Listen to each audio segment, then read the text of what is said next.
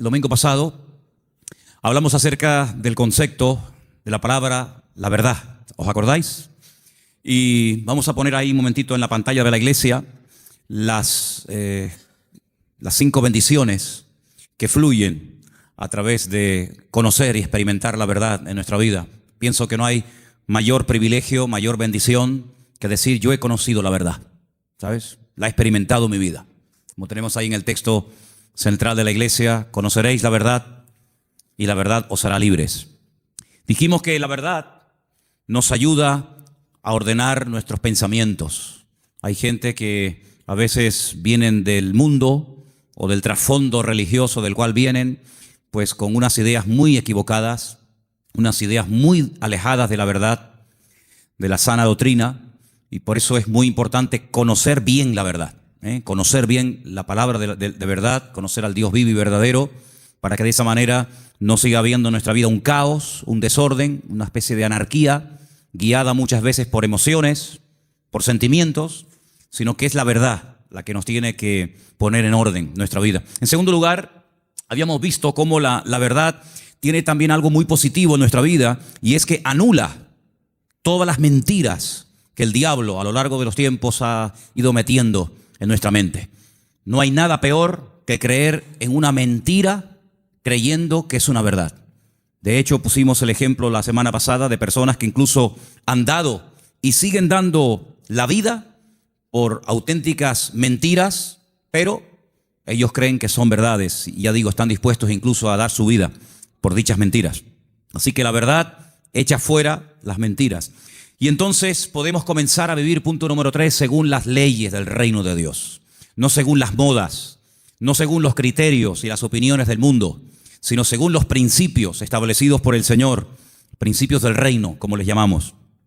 A continuación, podemos comenzar a experimentar paz en nuestra vida. No hay paz si no estamos en la verdad. No hay una verdadera libertad, ni hay una seguridad y una estabilidad en nuestra vida, a menos que la verdad sea la base y el fundamento de nuestra existencia. Y finalmente, dijimos que la verdad fortalece el espíritu, la mente, y también, como no, le hace un favor muy grande al cuerpo. Y finalmente terminamos compartiendo 3 grandes verdades. Yo no sé cuántos de ustedes se acuerdan, pero yo dije que una de las verdades que quería compartir el domingo pasado es que la verdad se puede conocer, la verdad se puede experimentar, porque la verdad tiene nombre, y el nombre de la verdad es Jesús. Jesús dijo, yo soy el camino, yo soy la verdad y yo soy la vida.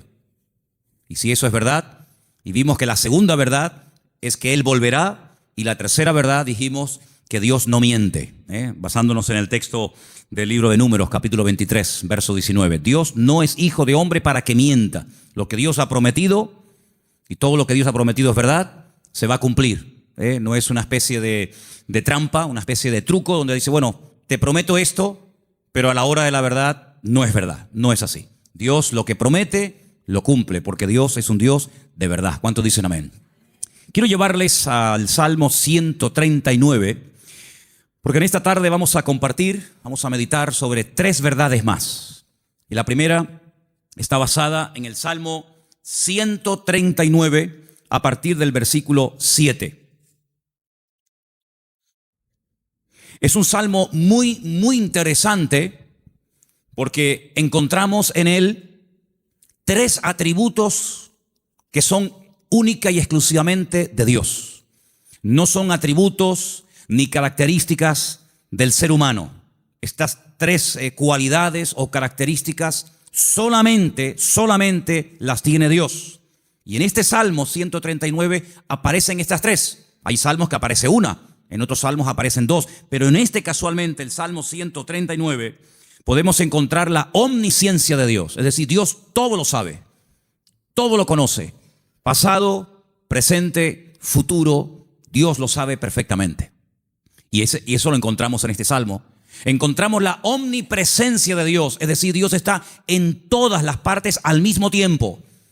No significa que si está en un lugar se ausenta de otro, sino que la presencia de Dios lo abarca todo. Él está en todas partes, que no es lo mismo que decir en todas las cosas. Eso sería una aberración, decir que Dios está en las cosas. Dios está en todas partes, pero Dios no está en las cosas. Porque si estuviera en las cosas, pues que creeríamos en el panteísmo, de tal manera que gente se puede acercar a Dios a través de una oración a un árbol, otros a una estrella, otros a la tierra, etcétera, etcétera. Dios está en todas partes, pero no significa que esté en las cosas de una forma visible, ¿no?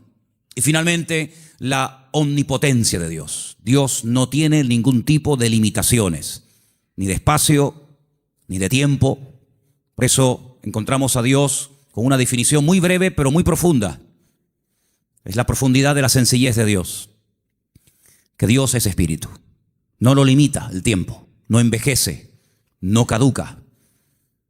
La Biblia ha sido escrita en un lenguaje humano donde aparecen muchas figuras retóricas para explicar lo que Dios es y lo que Dios hace. Y hay una figura muy común en la Biblia que se llama antropomorfismos, y es utilizar elementos del cuerpo humano para hablar de aspectos o características de Dios. La Biblia dice o habla del brazo del Señor, sobre quién ha creído nuestro anuncio y sobre quién se ha manifestado el brazo del Señor. La Biblia habla de los ojos de Dios, la Biblia habla de la mano de Dios, pero son simplemente eso, antropomorfismos, es utilizar un lenguaje conocido, un lenguaje humano, ¿verdad? Distintas partes del cuerpo, para describir la naturaleza de Dios en la vida de su creación, en la vida de los seres humanos. Hemos oído a veces escuchar como que la naturaleza tiene el libre albedrío de hacer cuanto quiera, y no es verdad. Las leyes de la naturaleza las estableció Dios desde el principio de los tiempos. Fíjense qué curioso que todas las leyes que el hombre ha ido descubriendo con el paso del tiempo son leyes que estaban ocultas a los ojos del hombre. El hombre no las ha inventado, simplemente las ha descubierto, ¿verdad? Pero son leyes que Dios estableció desde el principio de los tiempos. Y uno de los libros más profundos de la Biblia, que es el libro de Job, encontramos el peso de la tierra, encontramos los nombres de algunas constelaciones y estrellas, encontramos cómo el viento pesa, ¿verdad? Cosa que no se descubrió hasta muchos siglos después, y encontramos muchas cosas muy interesantes acerca de las leyes de la creación. Alguien dijo que lo creado es una manifestación de las ideas y de la voluntad de Dios hechas realidad, ¿vale? Dios hablaba y su palabra se materializaba. Poder que no transfirió al hombre, imagínense. Es un poder simplemente, o es un poder que solamente se limita a él. Dios habla y lo que Dios ordena se materializa, se cristaliza, ¿sí? Sea la luz o sea cualquier otro elemento. Ahora, en el Salmo 139 vemos estos tres atributos de Dios, repito, omnisciencia, omnipresencia y omnipotencia. Y a partir del versículo 7, el salmista se hace una serie de preguntas muy interesantes, pero las hace en forma de sorpresa. Aquí dice: ¿a dónde me iré de tu espíritu? ¿A dónde huiré de tu presencia? Si subiere a los cielos, allí estás tú. Si en el Seol hiciere mi estrado, he aquí, allí tú estás. Si tomare las alas del alba y habitare en el extremo del mar, aún allí me guiará tu mano y me asirá tu diestra. Si dijere, ciertamente las tinieblas me encubrirán, aún la noche resplandecerá alrededor de ti. Aún las tinieblas no encubren de ti, y la noche resplandece como el día. Lo mismo te son las tinieblas que la luz. ¿Cuántos dicen amén? Ahora, en la Biblia encontramos a ciertos personajes que por las circunstancias que estaban atravesando no les quedó más remedio que huir y esconderse de las personas que querían quitarles la vida. Por ejemplo, piensen en Moisés. Cuando él tenía 40 años, dice la Biblia que él para mediar en una disputa, en una pelea, dice que él se levanta contra un egipcio y lo mata y lo oculta. Pero aparentemente se ve que su crimen, su asesinato no quedó, digamos, oculto. Y al día siguiente alguien le dice: ¿me vas a matar a mí como ayer mataste al egipcio? Y esto le produjo un pánico, le trajo un miedo tan grande a Moisés, que dice que tuvo que huir al desierto. Y se ve que no lo encontraron. Se ve que el faraón, que a lo mejor intentó encontrarlo, fue todo en vano, porque pasó 40 años en el desierto y la Biblia no dice en ningún momento que a Moisés lo localizaron y lo llevaron a Egipto y lo sentenciaron. Por lo tanto, supo huir y se escondió, pero tuvo que huir. Tenemos, por ejemplo, el caso de David. David es un joven que recibe el llamado de Dios, la unción, el respaldo de Dios siendo muy joven. El profeta Samuel derrama sobre él aquel cuerno lleno de aceite que tipificaba la unción que él tendría el día de mañana para ser el segundo rey de Israel. Y dice la Biblia que durante muchos años, David tuvo que huir y tuvo que escaparse y esconderse porque Saúl estaba obsesionado con quitarle la vida. Y se ve que lo hizo bien, por supuesto, la bendición de Dios también estaba con él, porque Saúl nunca lo encontró, a pesar de que muchas veces estuvo muy cerca de echarle mano, incluso hasta de quitarle la vida. Así que vemos que hay hombres en la Biblia, seguramente hay otros, que tuvieron en momentos puntuales de la vida que huir. Pero lo que me llama la atención es que estas personas huían de hombres y fueron capaces de ocultarse de esos hombres, sea Faraón, sea Saúl, que querían quitarle la vida. Pero lo curioso es que en el primer libro de la Biblia, el libro del Génesis, el primer hombre intenta jugar al escondite con Dios. Porque dice la Biblia que cuando Adán peca, se esconde de Dios. Como si Dios no supiera dónde está. Es decir, Adán está tratando a Dios como si fuera un hombre. Así como Saúl no pudo encontrar a David porque sabía dónde esconderse. Y así como Moisés se supo meter en el desierto y no lo encontraron, Adán creía que se podía ocultar de Dios. Sin embargo, el Señor sabía perfectamente dónde estaba. Me llama la atención que cuando leemos el libro del profeta Jonás, en el capítulo 1, dice la Biblia que él recibe un llamamiento para ir a predicar a una tierra extranjera, a la capital del imperio de Asiria. La ciudad se llamaba Nínive, pero él no quería ir, porque él sabía que si la gente se exponía a la palabra y se arrepentían, Dios los iba a perdonar. Y como él no quería que Dios los perdonara, sino que los castigara y los destruyera, pues dice, no voy a predicarles. Y como no van a tener la opción de arrepentirse, pues que se mueran. Y entonces dice que desciende a una ciudad que en la Biblia se llama Jope, pero que en la actualidad se llama Jaffa, y dice que toma un barco para huir de la presencia del Señor. Bueno, hay un momento en el que los marineros le preguntan, ¿qué haces aquí? ¿Cuál es tu nacionalidad? Y dice que los marineros se dieron cuenta de que él intentaba huir de la presencia del Señor. ¿Eso qué significa? Bueno, en ese momento, y hasta siglos más tarde, se creía que Dios donde estaba y donde Dios vivía y moraba era en Jerusalén, en el templo que estaba en el monte Moriah. Y cuanto más lejos me alejara de Jerusalén, y si encima me monto en un barco y me voy mar adentro, pues es como que la presencia de Dios la dejo atrás y Dios pues no me encuentra. Yo estaba leyendo hoy justamente el libro de Jonás y hay una canción que nosotros cantamos en la iglesia, parte del Salmo 118, que dice, desde la angustia invoqué al Eterno y Él me oyó.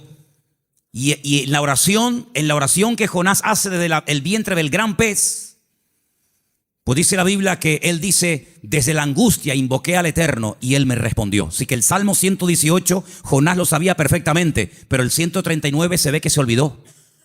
Porque el 139, el salmista dice, ¿a dónde me voy a esconder? ¿A dónde voy a huir de tu presencia? Vaya a donde vaya, sea hacia arriba, sea hacia abajo, sea a la izquierda o sea a la derecha, nunca podré huir de tu presencia, porque él tenía bien claro el concepto de la omnipresencia del Señor. ¿Cuántos dicen amén? Ahora, esta gente huía en el sentido negativo, pero hermanos, esto nos tiene que producir un gozo y una alegría a todos y a cada uno de nosotros enorme, inmensa. ¿Sabéis por qué? Porque vayamos a donde vayamos, no importa las circunstancias en las que nos encontremos, la presencia del Señor siempre, siempre estará a nuestro lado. ¿Cuántos dicen amén?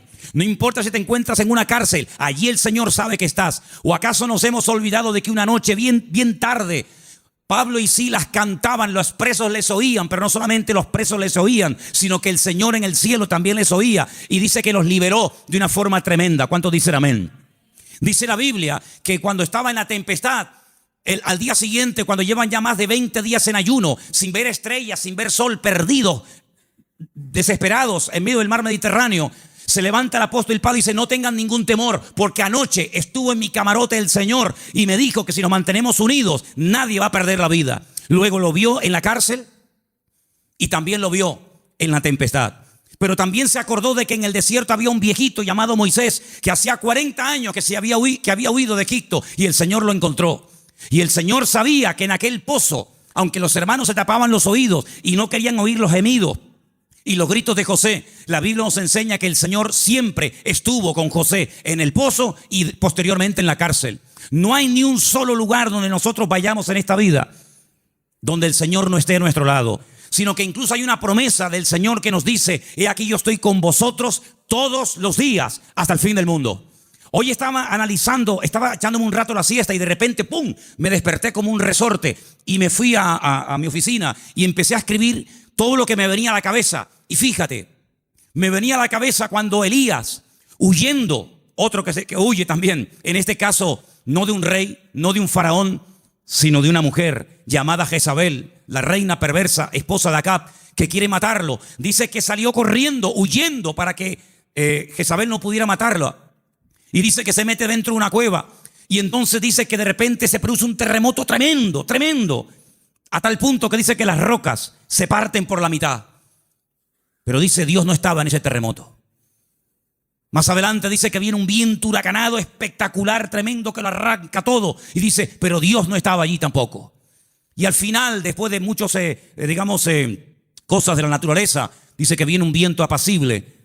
Y él reconoce que en esa calma y en esa quietud estaba el Señor. Y me venía a la mente el capítulo 37 de Ezequiel, cuando dice que el Señor le permite ver un valle lleno de huesos secos en gran manera. Y dice que no se levantaban ni producían ningún temor porque no estaba el Espíritu de Dios dentro de ellos. Si como la Biblia dedica tiempo a decir dónde Dios no está, pero también la Biblia dice dónde Dios sí está. Por ejemplo, también apuntaba todas las veces que ocurren tragedias y desgracias en la vida. A continuación añade la Escritura y dice, pero el Señor estaba con José. ¡Qué maravilla! Hermanos, saber que nuestro Dios está con nosotros todos los días, ¿no te produce una alegría y una tranquilidad de saber que pase lo que pase y venga lo que venga y digan lo que digan, nuestro Dios está con nosotros porque es omnipresente? No hay que ir a un lugar específico a visitarlo, como durante siglos y generaciones tenían que hacer las 12 tribus de Israel, que 3 veces al año tenían que viajar cientos o miles de kilómetros para ir a Jerusalén a visitar y a celebrar la fiesta del Eterno, sino que el Señor ha prometido estar con nosotros en cualquier momento, en cualquier lugar. No importa si somos jóvenes, adolescentes, niños o ancianos. No importa si estamos en la iglesia, en la casa, en el trabajo, en un barco, en un avión, en un submarino. No importa. La presencia del Señor siempre estará a nuestro lado, y eso significa que la protección del Señor siempre estará con nosotros. Esa es la primera verdad que quiero compartir con ustedes en esta tarde. Y si habéis prestado atención a la lectura, ¿cuál fue la lectura de hoy? ¿Cuál fue? Salmo 121. ¿Cómo empieza el Salmo 121?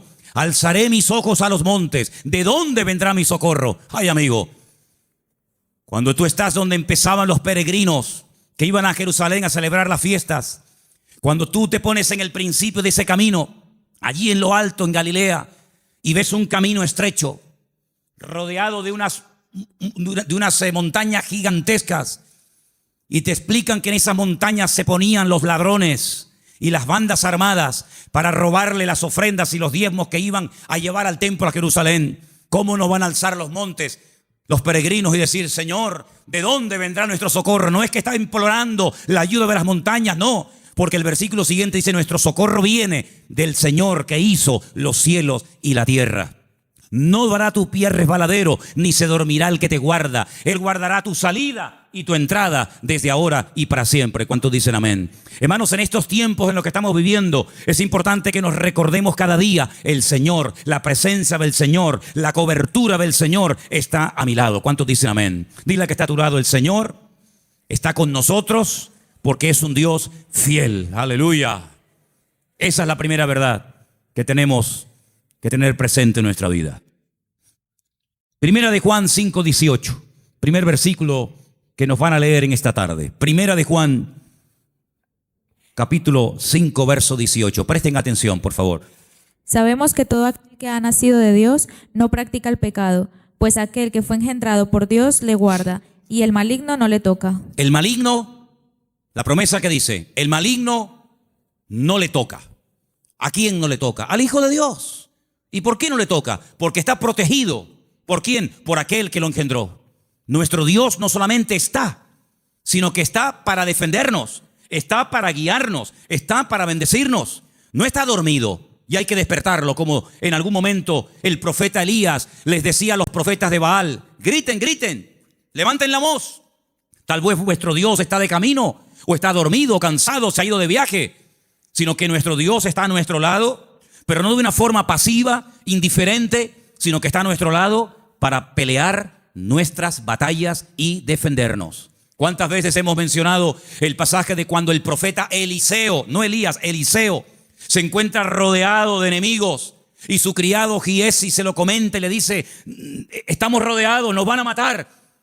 Y el profeta Eliseo ora para que el Señor le abra los ojos espirituales a su criado incrédulo Giesi, porque le dice: más son los que están con nosotros que los que vienen contra nosotros. Y entonces él pudo ver por los ojos de la fe cómo la presencia del Señor estaba alrededor de aquella casa, y aquellos que venían a matarlos al final quedan ciegos y ellos los tienen que guiar hasta salir de la ciudad. Hermanos, ese es nuestro Dios, un Dios que ha prometido estar con nosotros todos los días. Estemos también nosotros con Él todos los días. ¿Cuántos dicen amén?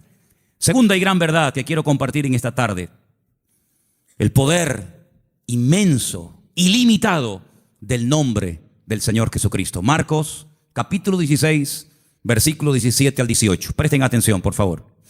Y estas señales seguirán a los que creen. En mi nombre echarán fuera demonios, hablarán nuevas lenguas, tomarán en las manos serpientes, y si bebieren cosa mortífera no les hará daño. Sobre los enfermos pondrán sus manos y sanarán.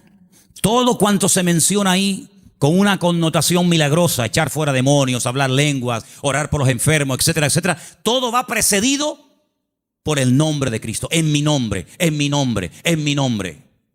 El Señor Jesucristo nos enseña en la palabra que cuando oramos los creyentes tenemos que orar en su nombre. Firme la oración. No oramos en nuestro nombre. No nos acercamos a Dios con nuestros méritos, sino que oramos en el nombre del Señor Jesucristo.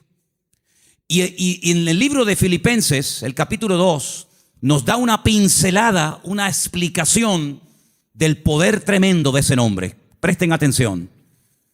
Después de humillarse, después de despojarse de toda su gloria y dignidad, después de haberse hecho siervo y estando en la condición de hombre, se humilla hasta lo sumo y muere de una forma terrible, como era la muerte de cruz, y haciéndose obediente hasta la muerte. A continuación de eso dice: por lo cual Dios lo exaltó hasta lo sumo, a lo máximo, y le dio un nombre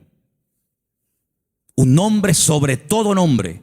Y ahora escucha versículo 10: para que en el nombre de Jesús se doble toda rodilla de los que están en los cielos, en la tierra y debajo de la tierra, y toda lengua confiese que Jesucristo es el Señor, para gloria de Dios Padre. El poder del nombre de Cristo, no somos conscientes de lo poderoso que es mencionar ese nombre. Los demonios huyen y tiemblan cuando se menciona el nombre de Jesucristo. Es un nombre de poder, es un nombre de autoridad. No hay nada ni nadie que se resista al poder del nombre de Cristo. Una vez escuché a un predicador que vino a Las Palmas hace muchos años. Había sido misionero en África. Y un día no se le ocurre otra cosa más que ir a una tribu de caníbales.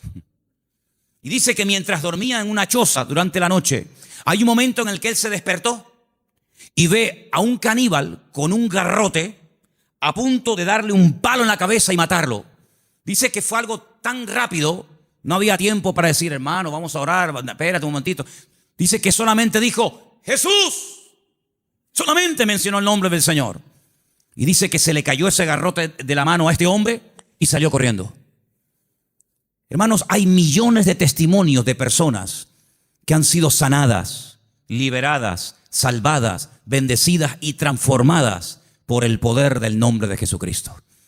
Es un nombre que tenemos que utilizarlo cuando oramos, cuando hacemos cualquier cosa: conducir, estudiar, trabajar, salir, entrar. Porque no solamente es una sugerencia, no solamente es una propuesta, una idea que les lanzo, sino que es un mandamiento bíblico. Vamos a leer en Colosenses 3:17. Fíjense cómo la Biblia nos enseña lo que estoy diciendo en esta tarde. Colosenses 3:17, por favor. Y todo lo que hacéis, sea de palabra o de hecho, hacelo todo en el nombre del Señor Jesús. Todo. Dando gracias a Dios, Padre, por medio de Él. Todo lo que hacéis, todo lo que habláis, hacerlo todo en el nombre del Señor Jesucristo.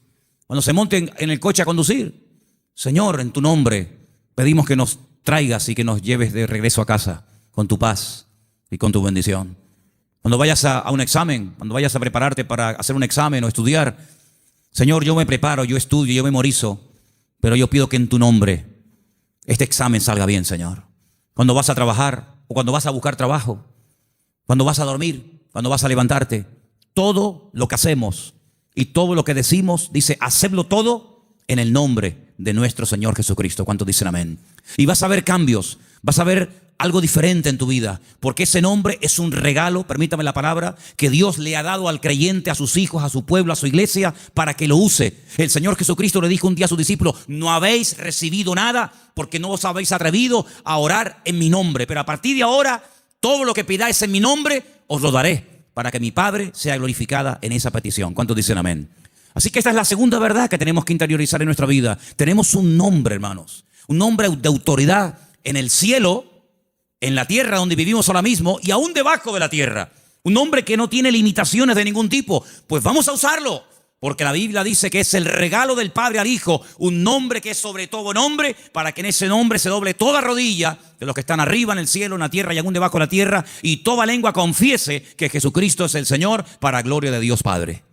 Dice también en un versículo que vamos a leer a continuación, en Proverbios 18:10, nos pone un ejemplo gráfico de la protección que proporciona el nombre del Señor, el nombre de Dios. Proverbios 18:10, por favor. Torre fuerte es el nombre del Señor. A Él correrá el justo y será levantado. Torre fuerte es el nombre de nuestro Señor y a Él correrá el justo y será levantado. Leía en el día de ayer una historia cuando un tal Abimelech quiere matar a un montón de gente y dice que se dirige a la ciudad donde están las personas que él en un principio quiere aniquilarlas. Esto lo pueden ver en el capítulo 9 del libro de Jueces. Y dice la Biblia que en esa ciudad había una torre donde la gente de la ciudad, las mujeres y los niños se metieron, subieron a lo alto de la torre y allí se escondieron, y dice que no les pasó nada. Yo no sé si el salmista se inspiró en esa historia para escribir estas palabras. Torre fuerte es el nombre de nuestro Dios. A Él correrá el justo y será salvado en el tiempo de la angustia, en el tiempo de los problemas. Así que, hermanos, les animo a que en esta semana, no en vano, porque fijaros que sagrado es el nombre del Señor, que hay un mandamiento de los 10, del decálogo, hay uno que curiosamente hace referencia a su nombre. No tomarás el nombre de tu Dios en vano. Pero bueno, una cosa es no tomarlo en vano y otra cosa es no tomarlo nunca. Por lo tanto, cuando menciones el nombre del Señor, que la gloria, una vez obtenida la respuesta a esa petición o a esa necesidad, que la gloria no sea para ti, sino que la gloria se la lleve el Señor. ¿Cuántos dicen amén? Hay también una tercera verdad que quiero compartir esta tarde. Y para los que no estuvieron, el otro día aquí en la iglesia, día jueves, en la carta de Pablo a Tito, una carta pequeñita que está por ahí por el Nuevo Testamento, ustedes la tienen también, no les quepa la menor duda. El apóstol Pablo deja a Tito en la isla de Creta para que impida que se mezclen o que se metan en la iglesia falsas enseñanzas, falsas doctrinas, etc. Y una de las cosas que el apóstol Pablo le decía a este joven pastor es que en la iglesia tiene que haber, a nivel de cuerpo, una sana doctrina, y que el liderazgo, los ancianos que él iba a nombrar para que ocuparan cargos de responsabilidad en la obra, tenían que ser personas con una serie de características. Algunas eran prudentes, con paciencia, serios, sobrios, etc. Pero lo que me llamó la atención es que dice, y el liderazgo tiene que tener una fe sana. Bueno, literalmente dice que sean sanos en la fe. Y esto despertó mi curiosidad, porque la tercera verdad que quiero que en esta tarde escuchen ustedes y quiero compartir es el poder que tiene el cuerpo, el pueblo del Señor, siempre y cuando la fe de esa iglesia sea una fe sana. Y algunos dirán, pero ¿cómo que una fe sana? ¿Es que acaso hay una fe que no es sana? Pues sí. La fe a veces se puede enfermar. De hecho, vimos el jueves, repasamos un poco, que hay un momento puntual en el ministerio del Señor Jesucristo en el que algunos discípulos vienen y le dicen: Señor, nos ha pasado algo y queremos contártelo. Hemos entrado a una ciudad y no nos han querido recibir. No han sido hospitalarios, han sido fríos. Incluso nos han pedido que nos marchemos de la ciudad, que no quieren saber nada de ti, de tu ministerio ni de tus palabras. Y le dicen ellos al Señor, y uno de ellos era nada más y nada menos que Juan. ¿Quién lo diría? Señor, ¿quieres que oremos para que caiga fuego del cielo y los destruya a todos? Oye, qué fe, ¿eh? Ellos creían que si oraban y que cayera fuego del cielo, el Señor respondería a sus oraciones. Pero el Señor dice: alto, alto, alto. No. Ese espíritu no es el que debe de caracterizar a un discípulo mío. La fe no es para destruir, la fe es para edificar. Si en todo lugar donde no nos escuchan vamos a pedir fuego, vamos a prenderle fuego a todo el país. Y una vez dije: ¿por qué se creen ustedes que el Señor se llevó al profeta Elías? Porque como siguiera como seguía, le iba a prender fuego a todo el país. El único que iba a quedar con vida era él.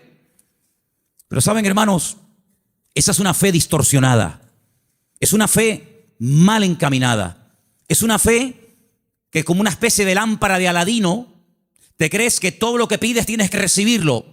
Y no está basada en la razón, no está basada en la palabra, en el sentido común, sino está basada en una emoción, en un rechazo que sientes hacia una gente que no te ha querido escuchar. Y es una fe que no tiene nada que ver con una fe sana, que es la fe que tiene que tener el creyente. Es una fe totalmente distorsionada, una fe que no es la que yo quiero que ustedes tengan. Luego Pablo también hablaba de que había gente que tenía fe fingida. Fe fingida. Y Pablo dice a Timoteo: yo doy gracias a Dios que la fe que tú tienes no es fingida.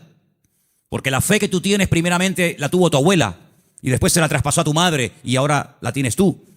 Y dijimos que esa fe no fingida tiene que ver con una fe sincera, sin mezcla, sin hipocresía. Otra versión dice sin engaño, sin máscara.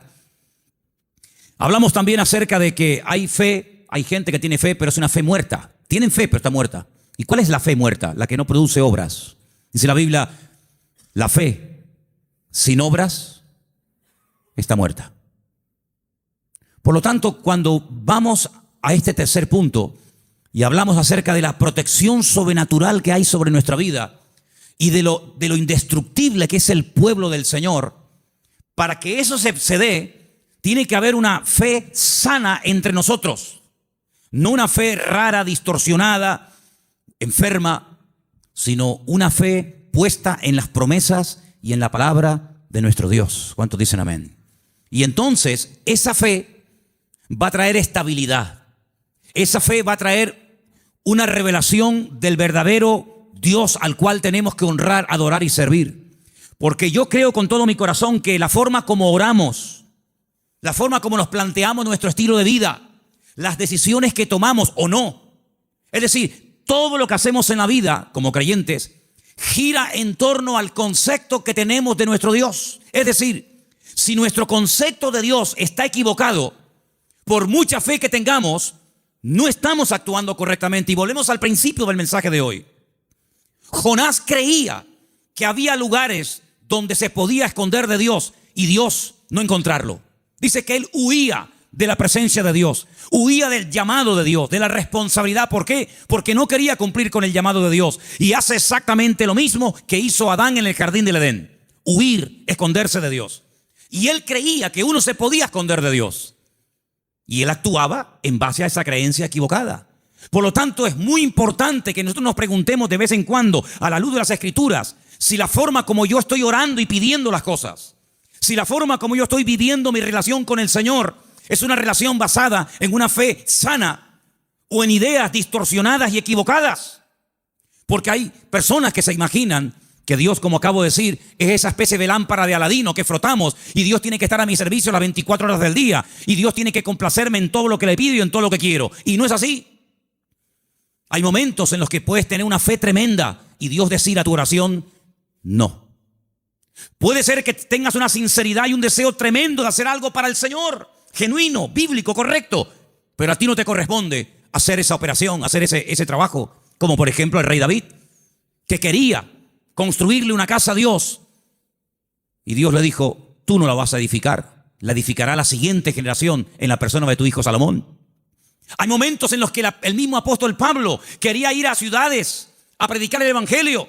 ¿Será bíblico predicar la palabra? Por supuesto. Es un mandato del Señor, claro, ir por todo el mundo y predicar el evangelio.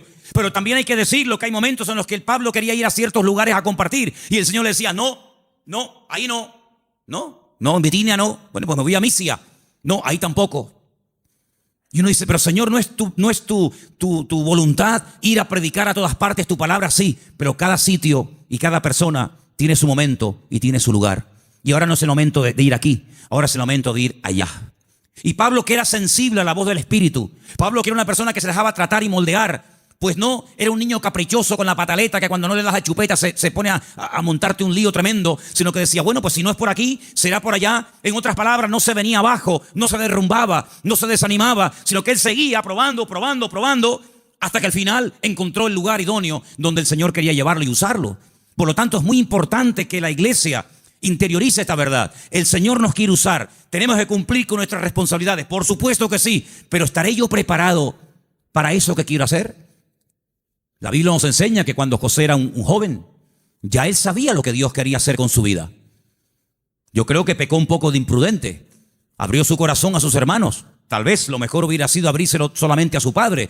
Pero él le abrió su corazón a sus hermanos, le contó los sueños que había tenido y se buscó la ruina de su vida. Bueno, después al final, lógicamente, sabemos que el Señor utilizó todo aquello y lo convirtió en algo positivo. Ya lo sabemos. Pero hermanos, él tuvo que esperar desde el momento que recibe la revelación de la voluntad de Dios para su vida hasta que él ve que eso se cumple. Pasaron muchos años. Pasó mucho tiempo. ¿Por qué? Porque el Señor tenía que tratarlo y tenía que prepararlo y tenía que capacitarlo y lo tuvo que hacer pasar por situaciones terribles. Pero en todas y en cada una de ellas aprendió lecciones que lo marcaron para toda la vida. Y cuando llegó el momento, el Señor lo levantó y el Señor lo utilizó. Por eso, amados hermanos, ¿en qué momento, en qué etapa del camino te encuentras? Sin embargo, cuando le escribe el apóstol Pablo a Timoteo, le dice: Timoteo, Dios no nos ha dado espíritu de cobardía. Probablemente estaba pasando por un momento de temor frente a semejante responsabilidad. Pablo dice: Dios no nos ha dado espíritu de cobardía y no te tienes por qué avergonzar de mis cadenas. Cuando te pregunten dónde está tu apóstol Pablo, dónde está el fundador de la iglesia, no te avergüences de mis cadenas, da testimonio de ellas. Y te recuerdo que tienes que cumplir con tu ministerio. Y te recuerdo que tienes que predicar la palabra a tiempo y fuera de tiempo. Y te recuerdo que tienes que cuidar tu salud.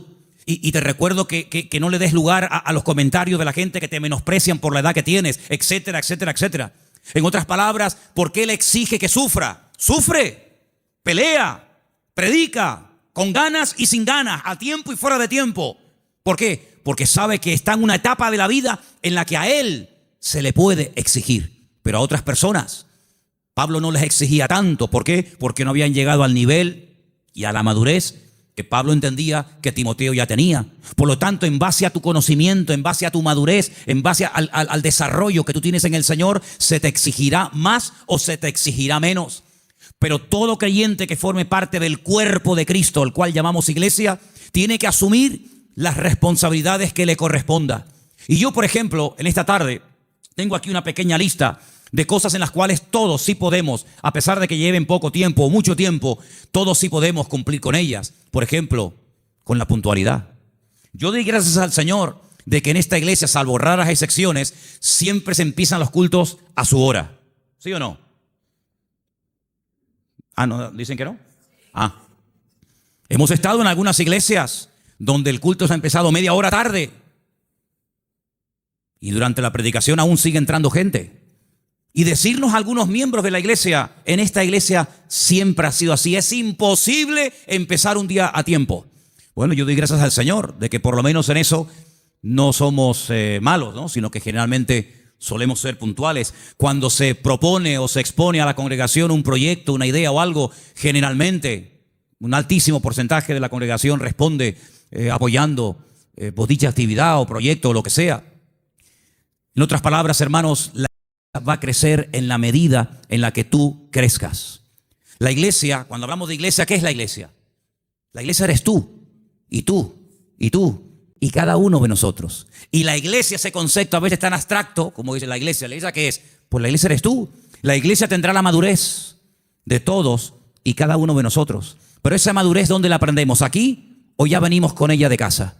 Después del culto hoy, queremos reunirnos unos poquitos minutos con los padres de los chicos que en este momento, ahora mismo, están en la escuela dominical. ¿Por qué? Porque una de las cosas que tenemos que entender es que la iglesia, por ejemplo, los domingos, la escuela dominical, es un refuerzo a lo que teóricamente los niños ya aprenden de sus respectivos padres en el hogar. ¿Cuántos dicen amén?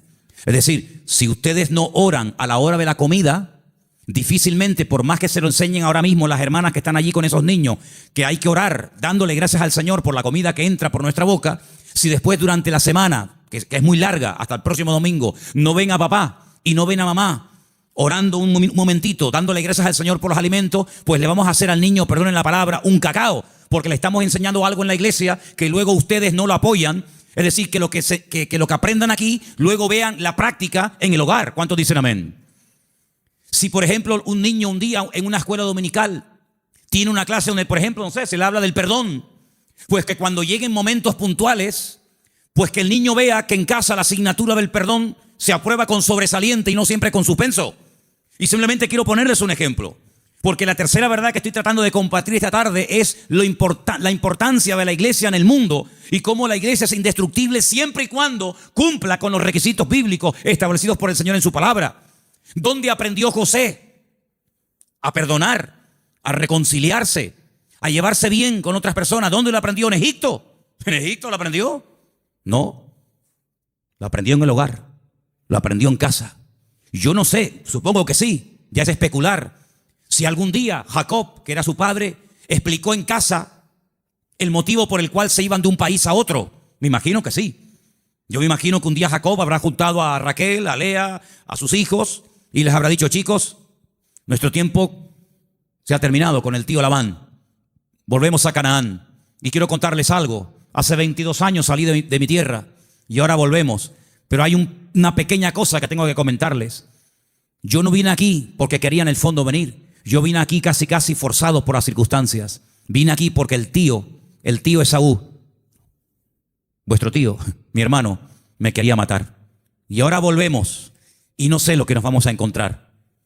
La Biblia dice que él toma una serie de medidas muy particulares, por cierto. Fue haciendo diferentes grupos a las que menos amaba o con las que menos tenía, no sé, feeling, las fue poniendo por delante y él lógicamente se quedó atrás con la que él realmente quería y con sus hijos. Y le llega la noticia de que el tío Esaú viene con 400 hombres armados hasta los dientes. Y entonces él se va a la montaña a orar y es allí cuando tiene un encuentro con el Señor que lo cambió para toda la vida. Y es allí donde pelea con un ángel y dice la Biblia que allí donde Dios le cambia el nombre de Jacob por Israel. Y al día siguiente llegó el momento de la verdad, amigo. Llegó el momento de a ver qué pasa. O se acaba todo o empieza todo. Y allí se va José con su padre, con sus hermanos. Y allí dice la Biblia que Jacob y Esaú se abrazaron, se perdonaron, se reconciliaron y todo se solucionó. Y allí estaba José. La primera vez en su vida que veía al tito Esaú. La primera vez en su vida que veía algo tan impactante que sin lugar a dudas lo marcó. Porque esa reconciliación entre el tío y su papá lo marcó de tal manera que años más tarde, cuando él es vendido por sus propios hermanos, cuando él se da a conocer a ellos y les revela su identidad y les dice: yo soy José, no tiene ni la más mínima gota de rencor o de remordimiento en su corazón, porque él aprendió de una forma objetiva lo que era el perdón y la reconciliación en su familia. ¿Y qué es lo que hace? Él después proyecta en los demás lo que en el hogar aprendió de una forma práctica. Por eso, amados hermanos, es muy importante que lo que ustedes aprenden en los cultos, lo que los niños aprenden en la escuela dominical, luego durante la semana, Se van a presentar muchas oportunidades para orar, para pedir perdón, para saber cómo reaccionar ante una situación. Y entonces ahí es donde tenemos que trabajar en equipo. Porque la iglesia que entiende que no somos solamente iglesia cuando nos reunimos aquí en Garcilaso de la Vega, número 13, y cuando apagamos la luz y arrancamos los coches y cada uno se va a su casa, dejamos de ser iglesia. No, seguimos siendo iglesia. Seguimos siendo iglesia. No en un lugar físico como este. La iglesia ahora se divide para multiplicar. La iglesia que se divide dentro es una ruina. Pero la iglesia que fuera, cuando termina el culto, se divide y se lleva la bendición de Dios, se divide, entre comillas, para después multiplicar y para extender la luz del evangelio fuera. ¿Cuántos dicen amén? Por eso es muy importante que nosotros nos preguntemos y nos analicemos de vez en cuando cómo va el nivel de nuestra fe. Quiero ponerles un pequeño ejemplo de la Biblia, donde dice la palabra que un padre desesperado, un padre con un problema con un hijo que nada ni nadie puede solucionar, fue un día con toda la fe y con toda la sinceridad del mundo a pedir ayuda al Señor, pero el Señor no estaba. La Biblia dice que el Señor había pasado la noche en oración con 3 de sus discípulos en la montaña. Pero bueno, ya que estoy aquí, aprovecho para que por lo menos los discípulos del maestro oren por mi hijo, y fue un fracaso. No resultó. La palabra dice que cuando el Señor baja de la montaña, este padre va al Señor por fin y le dice: he traído mi hijo a tus discípulos y no han podido hacer absolutamente nada. Si tú puedes hacer algo. Increíble. Y el Señor le dice: si tú puedes creer más bien. Y es cuando pide ayuda: Señor, ayuda a mi incredulidad. Menguó en la fe. En unas horas la fe pasó de creer que mi hijo tiene remedio a decir: si puedes hacer algo. Eso no es una fe sana. La fe sana es la que aguanta la prueba. La fe sana es la que se extiende. La fe sana es la que sabe reaccionar cuando dice el Señor no. Porque cuando dice el Señor sí, la fe se amolda y se adapta muy bien. Pero cuando el Señor dice no, es donde verdaderamente se prueba la fe. Por eso dije el jueves, y quiero volver a repetirlo porque para mí fue algo muy importante. Y es que una fe que no va acompañada de paciencia se convierte en tormento. Por eso hay gente que dice: yo he orado, y como tú dices, Manolo, en el nombre de Cristo, y tengo fe, y lo creo, y además creo que es bíblico lo que estoy pidiendo, pero Dios no me responde. Pero es que la fe sin paciencia se puede llegar a convertir en un tormento. Por eso una fe sana es la fe que va acompañada de paciencia. Y de ahí que el salmista diga, y volvemos a mensajes de la semana pasada: encomienda al Señor tu camino, confía en Él y Él hará cuando lo crea oportuno. ¿Cuántos dicen amén? Por eso la iglesia, claro que es indestructible. Hay promesas que las puertas del infierno no prevalecerán contra el pueblo de Dios, pero siempre y cuando el pueblo de Dios se mantenga alineado y siempre y cuando el pueblo del Señor tenga ese mismo sentir. Permítame llevarles al libro de Filipenses, por favor. En la carta del apóstol Pablo a los Filipenses, y mientras la buscan, decirles, amados hermanos, que esta carta se escribió desde la cárcel en Roma. En el capítulo 4 de la carta de Pablo a los Filipenses, ustedes van a encontrar que el apóstol Pablo está hablando de gozo, de regocijarse. Y uno dice: pero ¿cómo es posible que en semejantes circunstancias el apóstol Pablo escriba una carta cuya palabra más repetitiva es la palabra gozo y alegría? Bueno, pues porque el gozo del creyente, la estabilidad del creyente, no depende de si está en libertad o privado de libertad, sino depende de una fe sana depositada en los brazos del Señor. Pero en medio de la carta, cuando él está explayándose, dando unas explicaciones extraordinarias sobre todo esto, llegamos al versículo 2, Filipenses 4:2, donde él hace un ruego, una tarea que les pongo: escriban en un papel todas las veces que Pablo le rogó a alguien algo. No lo hace mucho, pero aquí tienen un ejemplo. Este no vale, tienen que buscar otro. Le ruega a Evodia y a Síntique que sean ¿qué? De un mismo sentir en el Señor. Evodia y Síntique eran unas hermanas de esta congregación, eran creyentes, fieles asistentes a la congregación, que no les está haciendo un llamado para que acepten al Señor en su vida y se conviertan. No, ya son creyentes, son hermanas de la congregación, pero entre ellas hay algo.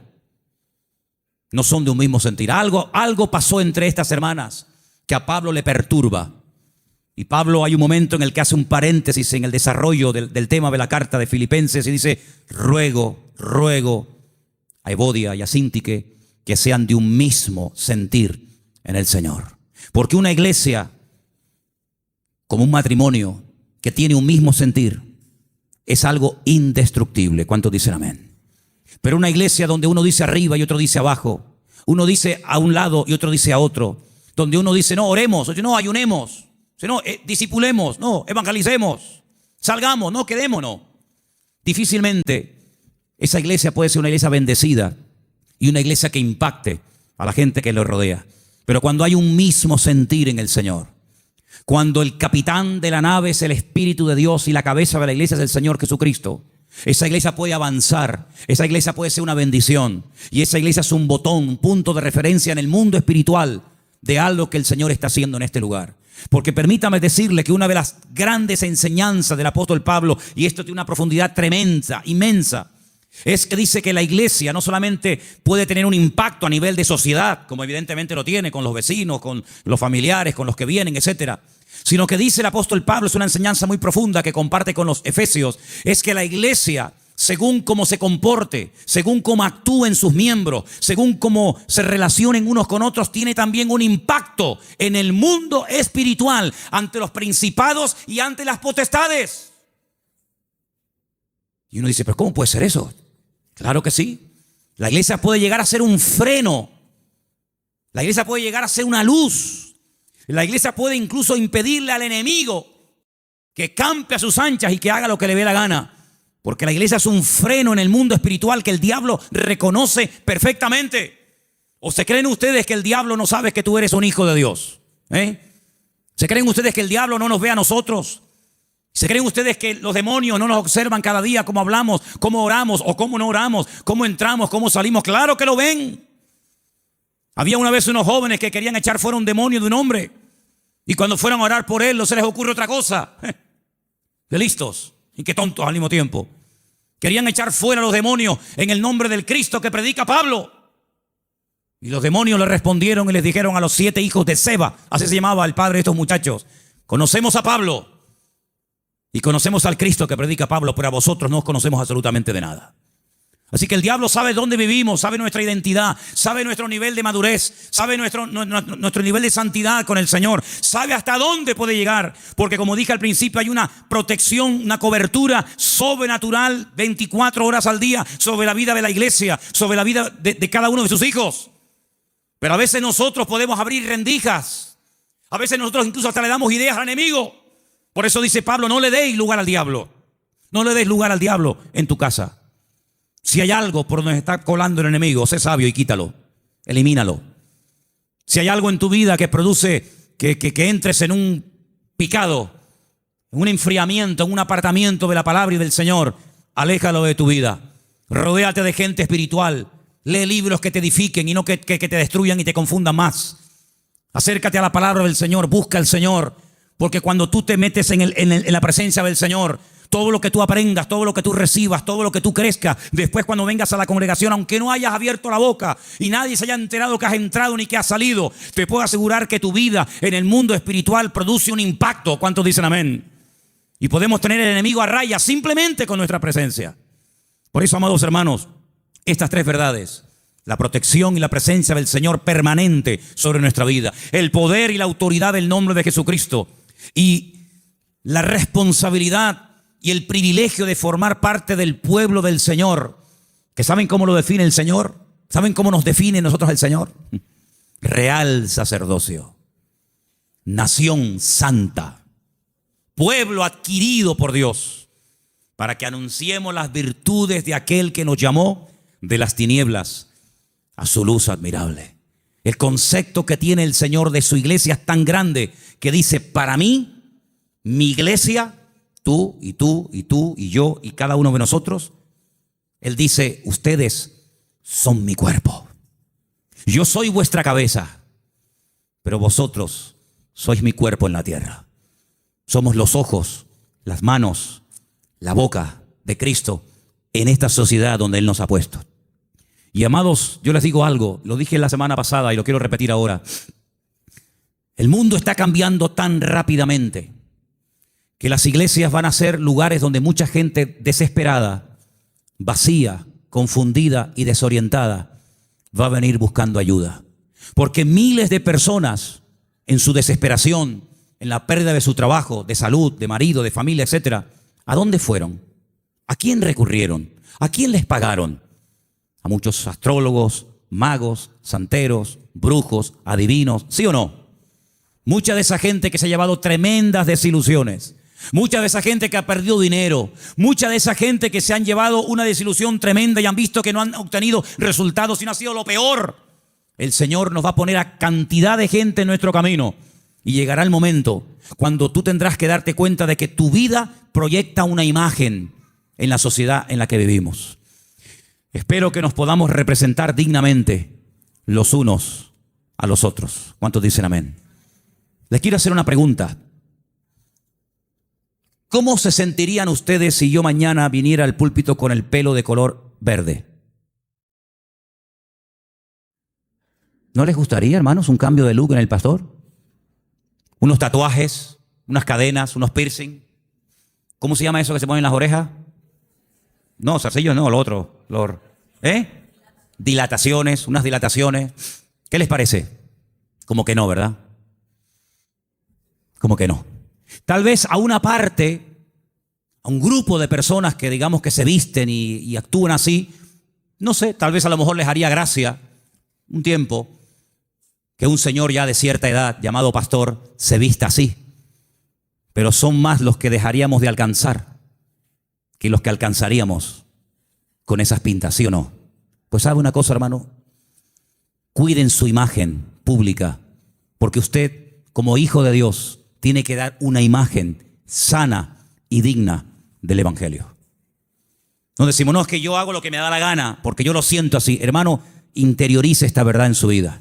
La forma como usted habla con sus compañeros de trabajo, con sus clientes, con los amigos en el barrio, con tus familiares, etcétera. En cierto sentido, tú eres un embajador del cuerpo de Cristo, de la iglesia del Señor, en medio de la sociedad en la que vivimos. Por eso cada vez que vayas a hablar, a decir algo, a opinar, a aportar algo, piensa en esto. Lo que voy a decir te glorifica a ti, Señor. Lo hago en el nombre de Cristo. Tú lo harías y estarías contento con la imagen que estoy proyectando de ti. Estas verdades tienen que calar hondo en nuestra vida y tenemos que ser responsables, no solamente ante Dios, sino asumir que todo lo que hacemos y decimos en la vida tiene que ser hecho decentemente y con orden en el nombre del Señor. ¿Cuántos dicen amén? Vamos a orar. Cierra tus ojos en esta tarde.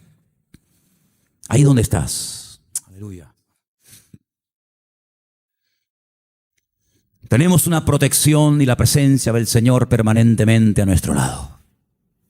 Tenemos el nombre más poderoso que jamás ha existido y existirá. El nombre de Cristo Jesús.